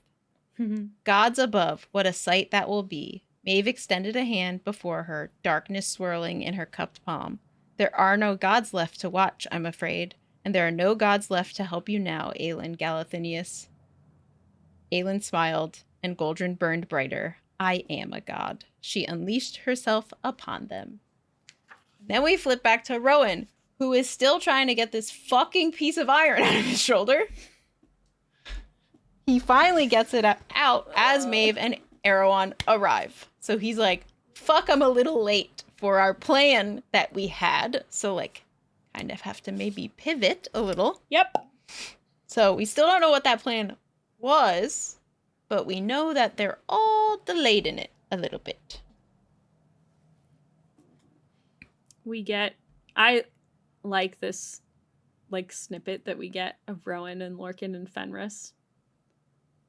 He gets the iron out, and then he's like getting ready to go, but he sees all of these like Terrasen citizens that are cowering and like about to be attacked by valg soldiers, and he and Fenris and Lorcan decide to delay, like immediately leaving to go help Aelin, because they all know that if they leave Terrasen citizens that need help to go protect her, she's gonna be pissed. So they join Rowan and they say, we swore an oath to our queen and this court, and we will not break it, and like fight as a group to protect these families.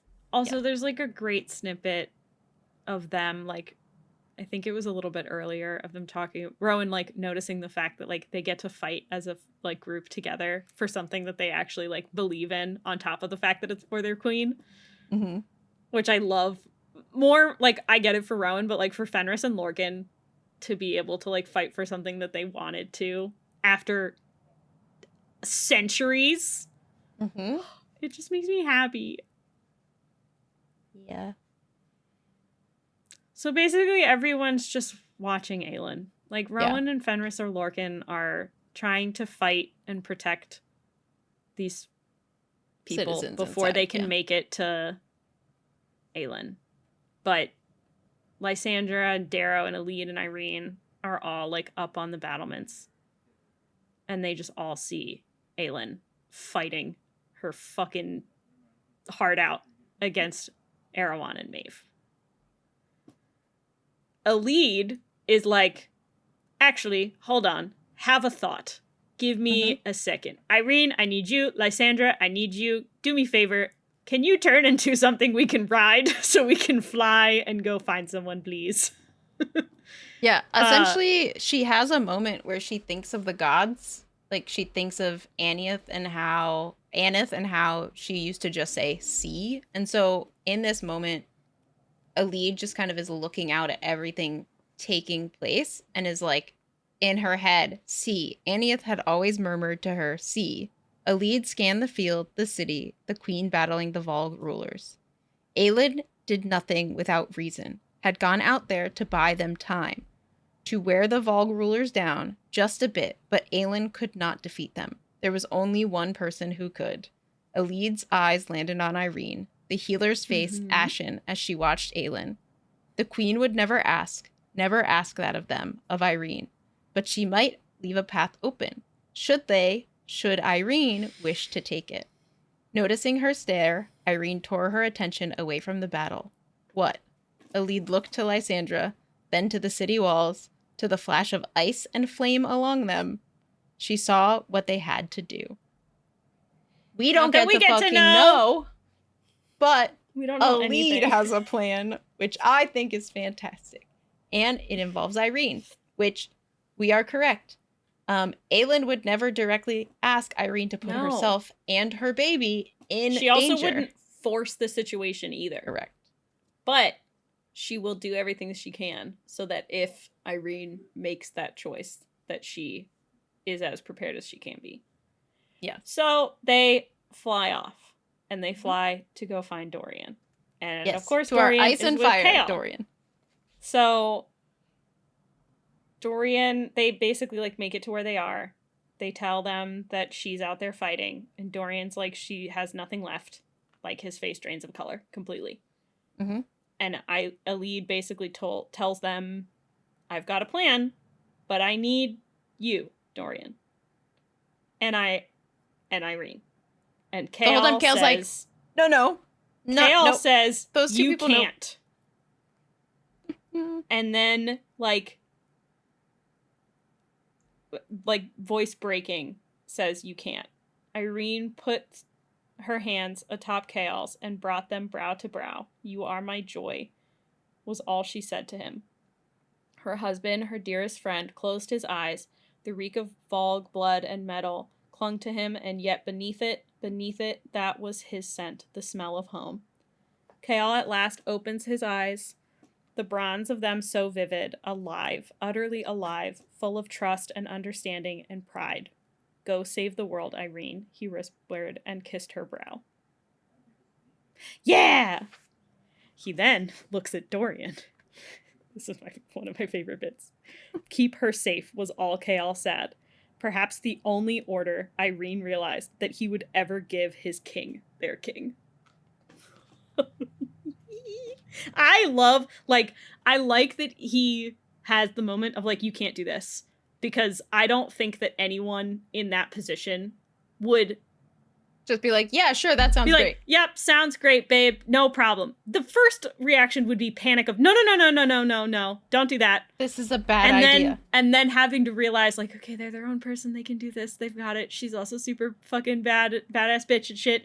Go save the world. Cool. And then to turn to who is his king and has always been his king, and, like, not even for a second has Chaol ever been, like, we're friends over, like, him being, like, they're friends, but, like, he has always been very clearly, like, that's my king, and orders him to protect his wife is the only thing in this entire series that I've ever been like, damn, Chaol, all right. Okay, Chaol. Fine. Great. Wait. Why do I feel this way? Blushing on behalf of Chaol. Dorian then, of course, responds perfectly. He bowed his head. With my life. Then the king offered a hand to help Irene onto Lysandra's back. Let's make it count. And the three of them are off to go do the thing. The thing we don't know what it is. We don't know what it is. We don't know at all.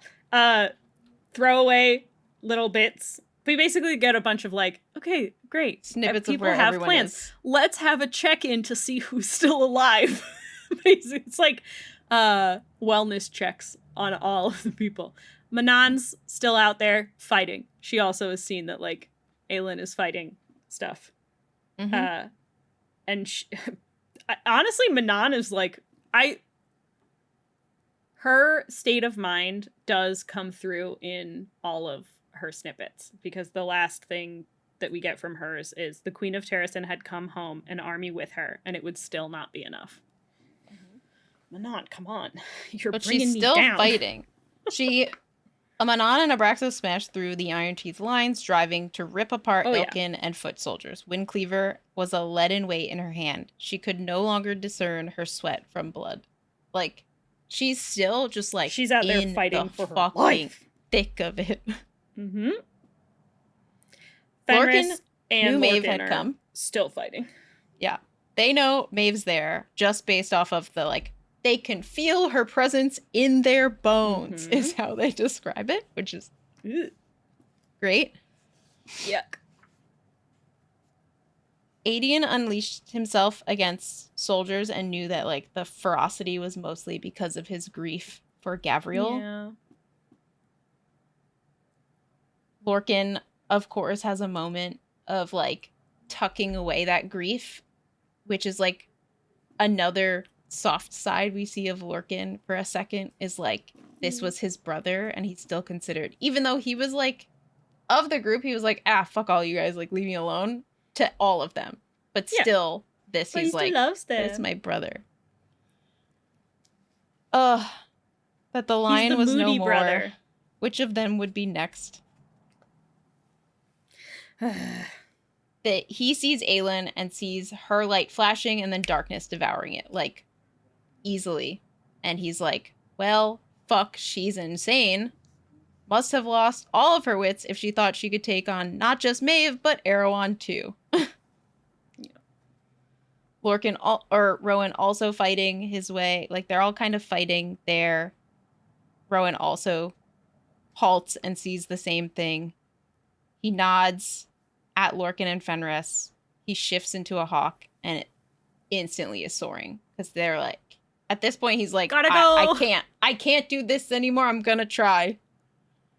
Lorcan looked at Fenris,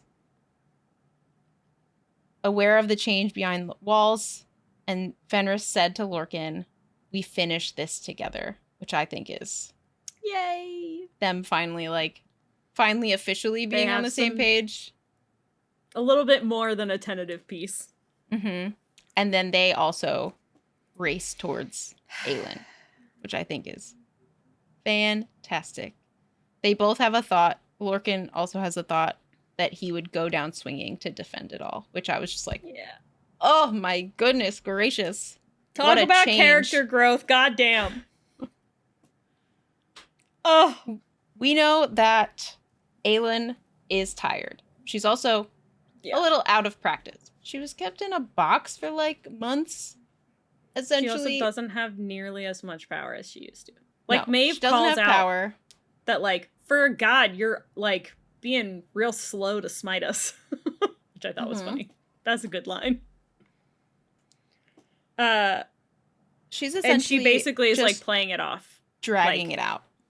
Symbols have power, you know? Like, gotta make sure that I don't want to just build up to this huge fight and then just take you guys out in, like, one hit. Yeah. She also makes kind of a note of, like, sort of towards her past. Like, as Harrington, Erewhon knew that, like, she also was an assassin. So it's kind of like, she's like, I'm just showing you all my training that I did. Because, like, I worked so hard. I'm showing off. Yeah. You think I worked this hard and I'm not going to show off all my cool skills in my final battle? Now that I just have magic, I could just go like this and you're gone. I'm going to show you what I can do. That would be boring as fuck. Aelin She's still taunting her. Aelin keeps taunting them both, Maeve and Erewhon. At this point, she can kind of sense what's happening on the wall with Irene and is like, can you feel that, to Erewhon? And Erewhon kind of, like, pauses. And she's like, can you feel the healers in this castle? Can you feel them now? So you see, I wasn't lying to you. They all felt something. Yeah. And it does make him pause. And then she says, because she says that there's healers. And Maeve's like, of course there are. And she's like, no. There's skilled healers. Like, from the Torah Chesme. Just as I told you. Rowan only looked at Maeve. That doubt flickered again. He glanced to Aelin, to her fire, her sword. She bowed her head. Erewhon hissed at Maeve. If she spoke true, you are carrion. And before Aelin could muster an ember to strike, a dark, sinewy form swept from the blackness behind Erewhon and snatched him up, an Ilkin. Aelin didn't waste her power trying to down them, not with the Ilkin's defenses against magic, not with Maeve tracking Erewhon as he was carried into the skies over the city. Against two Valg rulers, she should have been dead already. Against the female before her, Aelin knew it was just a matter of time. But if her friends could take down Erewhon... Just us then, Maeve said, lips curving into that spider smile, the smile of the horrendous creature that launched themselves at Orynth. Aelin lifted Goldrin again. That's precisely how I wanted it, she said. Truth. But I know your secret, Heir of Fire, Maeve crooned and struck again. What secret do you know? Well, that's where this section ends. It's really great. It's really fun. Really cool. Awesome. Great. Wonderful. One more. Yep. Just one more episode. The end is here. Okay, so Erewhon flying off to somewhere. We assume going towards the healer power that he felt. Probably Irene. Whatever Elid's plan is. We got 2 plans. We got Elid's plan, which is the Erewhon plan, and we've got Aelin's plan, which is the Maeve plan? Maybe? Don't know. Because she said that's the last person that... She essentially wanted to get them separated. This is just how I wanted it. Okay, great. I'm glad you have a plan. Luckily, I Rowan want them has made both it to be to dead. her. And Fenris and Lorcan are on their way to them. So it's Aelin, well, at least Rowan. Rowan has made it away from wherever he was. On his way to her. There is the note of Rowan kind of watching this take place, like he landed. I believe. Great. And like watched this last bit take place. So, is that not in the next section? Then? Maybe not. I don't know. Either way, Aelin will not be by herself, at least. Against Maeve. When she does her final stand against Maeve? We hope so. That'd be great. Yeah. Well, that's it. That's it. That's all she wrote for this spot. Sorry. Thanks, everyone, for suffering with us. Yeah, shit is inside the fan currently. It's not just hitting it, it's just in it. We're all up in there. We're in it. This is very rapidly being sliced to smithereens. Yeah, this is it. We will hopefully figure out what Elid's plan is. We will hopefully figure out what Aelin's plan is. Don't know what's going on. So many people are dead. There's a lot of people dead. The 13 are dead. Gavriel's dead. I wasn't expecting the 13 and Gavriel to be dead. Murtaugh's dead. I thought Murtaugh was gonna die a while ago. So then this one kind of caught me off guard. I was just hoping that he'd die of like old age, okay? Like, well, I do love that he dies in battle and gets to be like I thought he was gonna die during like Heir of Fire, Queen of Shadows time, where like he was out doing all of the like underground stuff. Yep. And I was like, oh, this man's gonna die and it's gonna break Ren and we're gonna have to deal with that. Yep. But it didn't happen then. So I was like, he's in the clear. Let's go. Nope. We're good. No one's safe. But thank you so much for checking out this episode. We have one more left. Kingdom of Ash. You can find us at the Smut Peddlers on YouTube, Instagram, and TikTok for additional content. Thanks. Bye. Bye-bye.